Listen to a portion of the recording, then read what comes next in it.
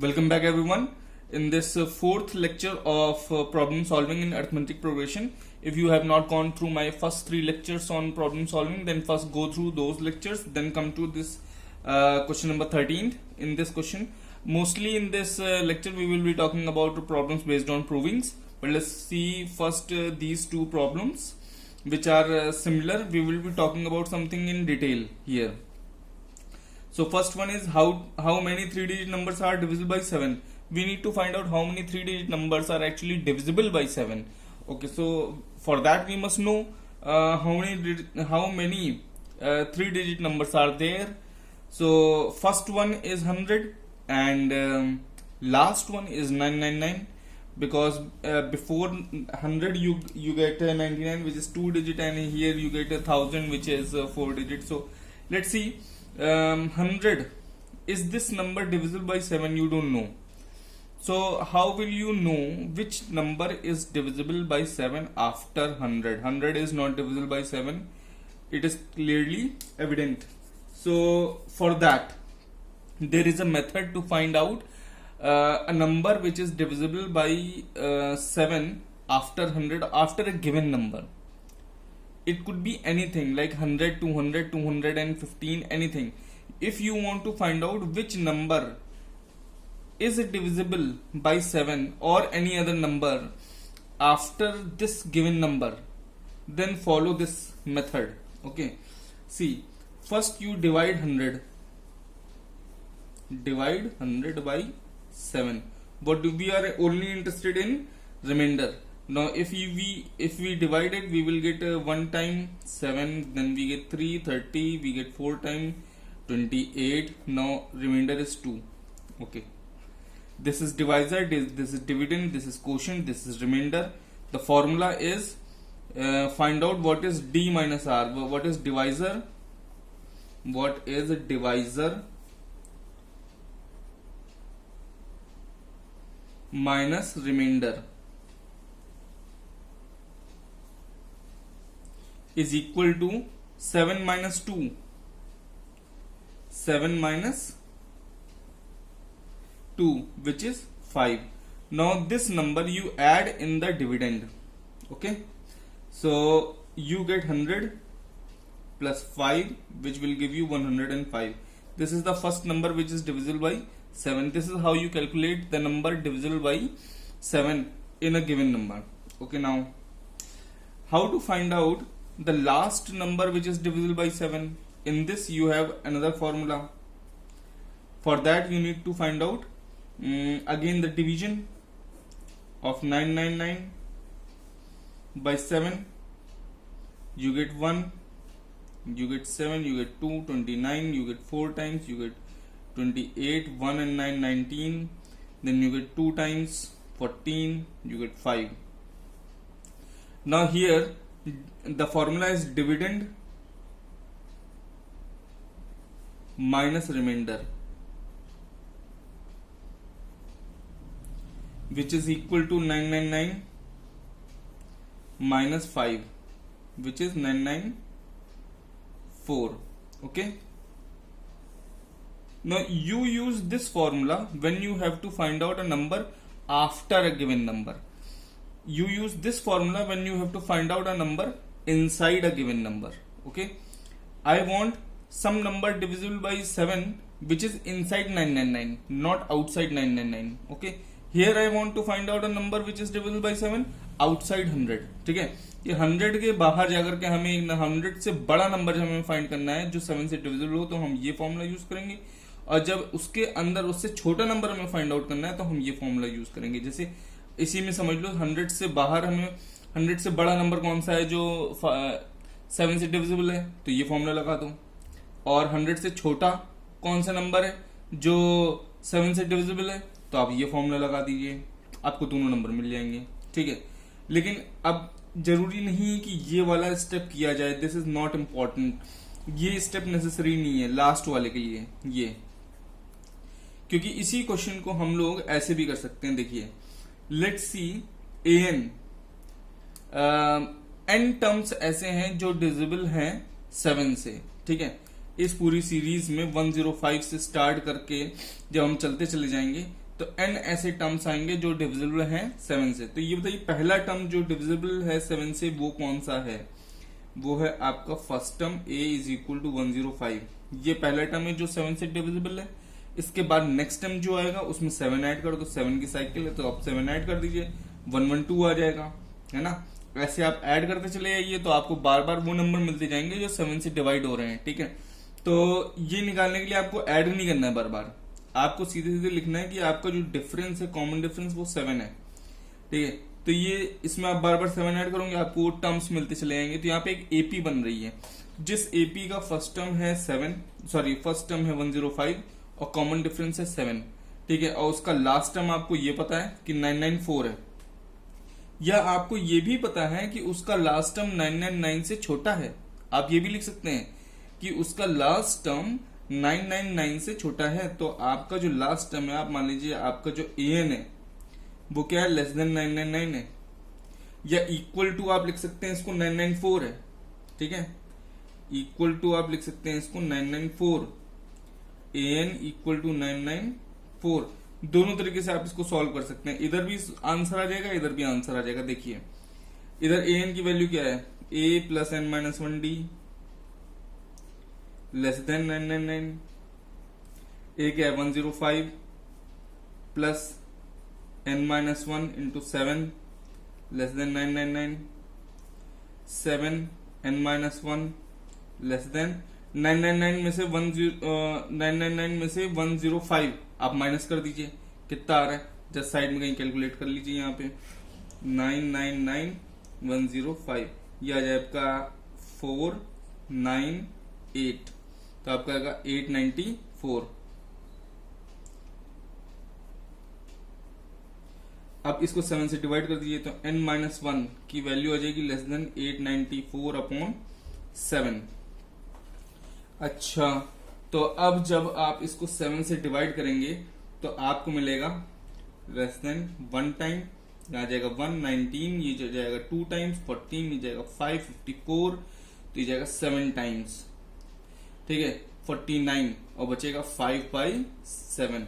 तो ये पूरा डिवाइड हो गया।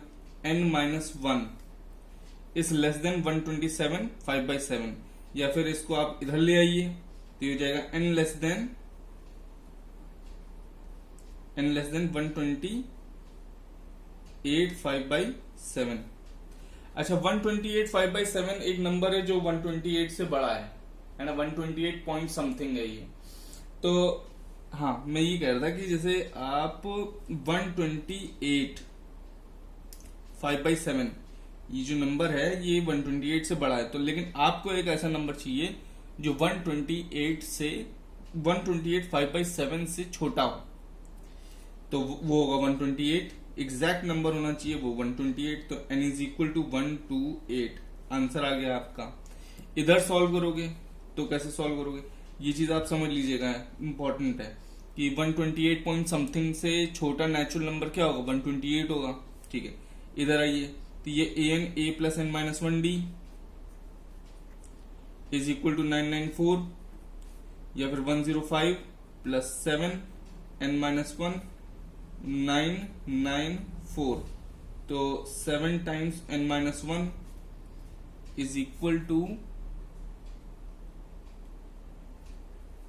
994 माइनस 105, तो ये आ जाएगा आपका 14 में से 5 गया 9, ये हो गया 8 और ये हो गया 8 is equal to 7 times n minus 1।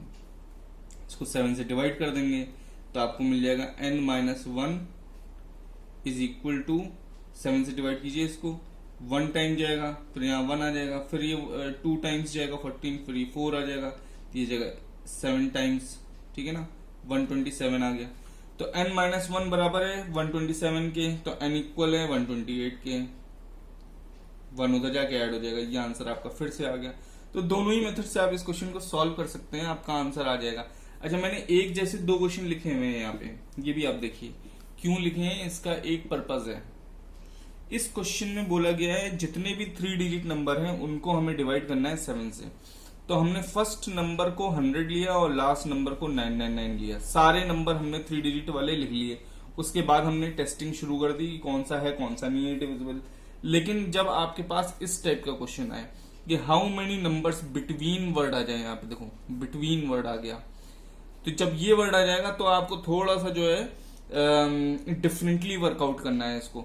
अब ये इसका मतलब हो गया how many numbers between 200 and 500 are divisible by 8। तो 200 को नहीं लेना है अब, क्योंकि 200 और 500 के बीच के नंबर पूछे गए हैं। और ये भी नहीं बोला है कि बोथ इंक्लूसिव, ये भी इन्होंने नहीं बोला है कि मतलब इन दोनों को इंक्लूड करो, ऐसा नहीं बोला इन्होंने सिर्फ बोला है कि बिटवीन 200 एंड 500। तो हमारा जो फर्स्ट नंबर होगा, फर्स्ट नंबर वो होगा 201 से स्टार्टिंग और 499 पे एंडिंग। इन नंबर्स की अब ये हमारे एक्सक्लूसिव रेंज हो गई नंबर्स की। इन नंबर्स में आपको पता करना है कि 8 से डिविजिबल कितने नंबर है। तो भाई 201 तो डिविजिबल है नहीं, 208 वो फर्स्ट नंबर होगा जो डिविजिबल होगा, क्योंकि 200 8 से डिवाइड हो जाता है, ठीक है, 200 8 से डिवाइड हो जाएगा। तो 208 पहला नंबर आ जाएगा जो आपका 8 से डिविजिबल है। लेट्स ये मेथड भी आप लगा सकते हैं, डिवीजन वाला मेथड जो भी मैंने बताया उससे आप भी निकाल सकते हैं इसको, ठीक है। देख लीजिए जल्दी से, 201 इसको 8 से डिवाइड कीजिए तो ये 20 है यहाँ पे, तो ये 2 टाइम्स जाएगा 16, बचेगा 4 41 है ना, तो ये 41 आ गया। अब आप होता है 5 टाइम्स जाएगा ये, तो 5 टाइम्स कितना होता है, 8 5 जा 40, कितना बच रहा है, 1 बच रहा है रिमाइंडर। अब 8 माइनस 1 करो कितना हुआ 7, इसमें 7 ऐड कर दो तो आपको क्या मिल गया 208 मिल गया। तो 208 इज द फर्स्ट टर्म, तो ए आपका कितना आ गया 208। लास्ट टर्म निकालने की जरूरत नहीं, मैंने बताया लेस देन वाले तरीके से कर डालेंगे इसको, ठीक है। तो कॉमन डिफरेंस क्या होना चाहिए, d इज इक्वल टू 8 होना चाहिए, ठीक है। और निकालना है क्या आपको, यहाँ पे n की वैल्यू निकालनी है। और क्या दिया हुआ है, लास्ट टर्म आपका 499 से छोटा है, an आपका लेस देन है 499 से, ठीक है। तो अब इस फैक्ट को लेके चलेंगे। an का फॉर्मूला होता है a plus n minus 1 d, ठीक है। और ये लेस देन है आपका 499 से, तो एक ही जगह रख दिए 208 plus n minus 1 into 8 less than 499, तो ये हो गया 8 times n minus 1 less than 499। इसमें से 208 आप माइनस कर दीजिए, यहाँ पे इधर माइनस हो जाएगा 208, तो ये हो जाएगा 1, ये 9, ये होगा 2। तो 8n माइनस 1 लेस देन है 291 से, या फिर n माइनस 1 लेस देन है 291 अपॉन 8 से। इसको डिवाइड करेंगे 8 से, तो भाई 29 आ रहा है यहाँ पे। अच्छा, तो 8 3 जा 24 होता है, यहाँ पे लिख देंगे 8 3 जा 24, बचा कितना 551। अच्छा, अब 8 6 जा 48 होता है, 8 6 जा 48 होता है, तो बचा कितना यहाँ पे 3/8, ये आपका मिक्स फ्रैक्शन बन गया। n माइनस 1 ये छोटा है 36 पॉइंट समथिंग से, या फिर n छोटा है आपका 37 3/8 से, ठीक है। तो n 37 पॉइंट समथिंग से छोटा है, तो n इज इक्वल टू 37, ये आपका आंसर आ गया, ठीक है। तो इस प्रॉब्लम को आप ऐसे सॉल्व कर लेंगे। ये 2 प्रॉब्लम्स आपकी सॉल्व हो गई। अब आ जाते हैं हम लोग प्रूविंग की प्रॉब्लम्स के ऊपर, ठीक है। तो यहां पे देखिए मेरे पास एक प्रॉब्लम है कि if pth term, qth term and rth term of an AP are ABC respectively, then show that A into Q minus R, B into R minus P and C into P minus Q is equal to 0. This is very famous problem. ये आपकी 10th में भी आती है, 11th में भी है इस टाइप की प्रॉब्लम्स। 11th में कुछ लॉग वॉग लगा के भी हैं प्रॉब्लम्स आपकी। अच्छा, चलिए देखते हैं इसको हम लोग कैसे करेंगे। तो यहाँ पे सबसे पहले हम लोग लिख लेते हैं कि हमारा pth टर्म मतलब a p is equal to है ए क्यू, ये इक्वल है आपका बी के, और ए आर ये इक्वल है आपका सी के।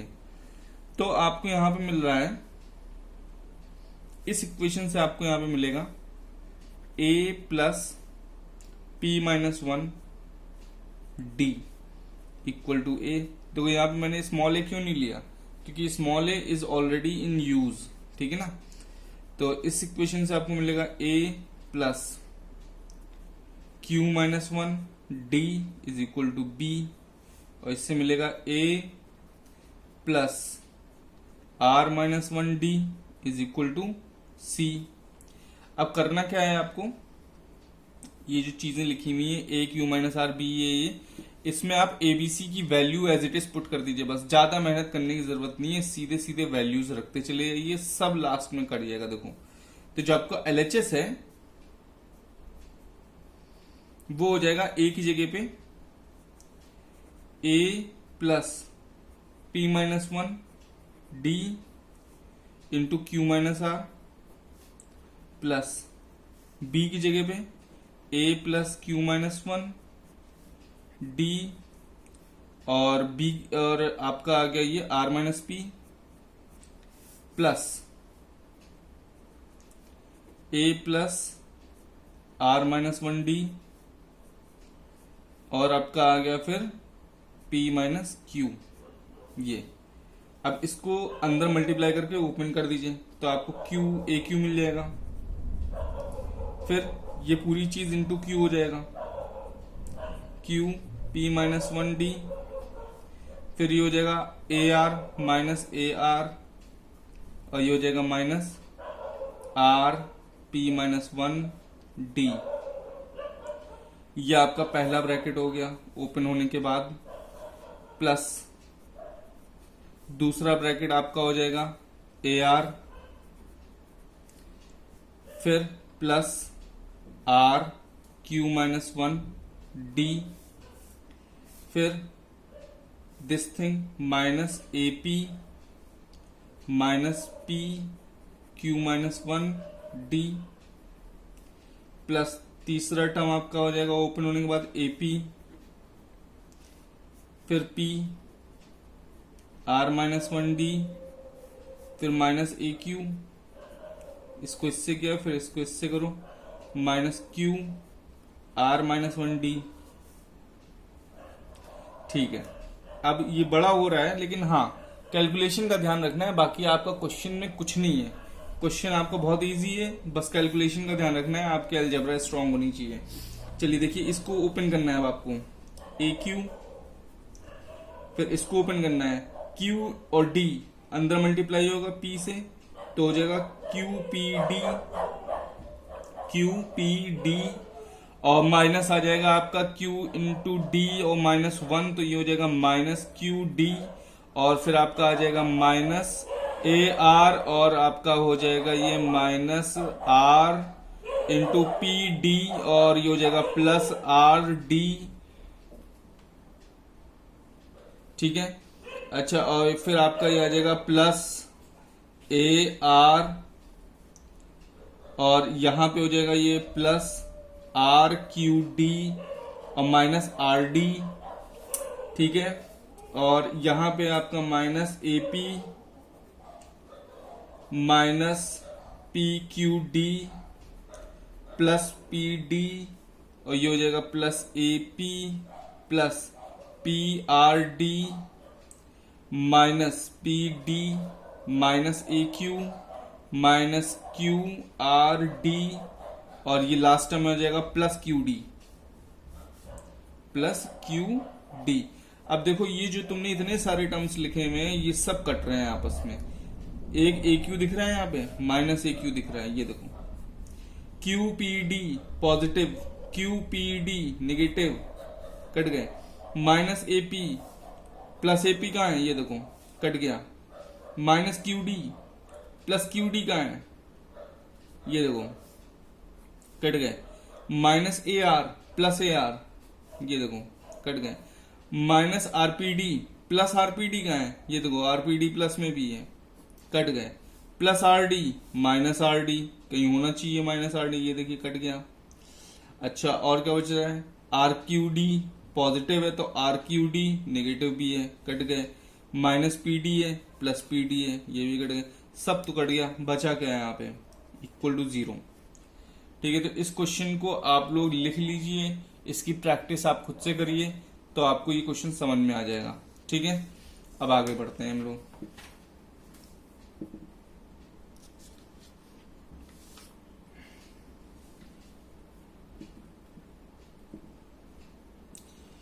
Question number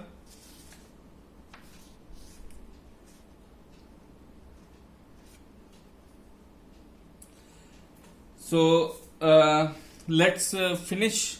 I'm thinking of finishing this lecture, and I'll be continuing one more lecture on this problem solving, proving questions.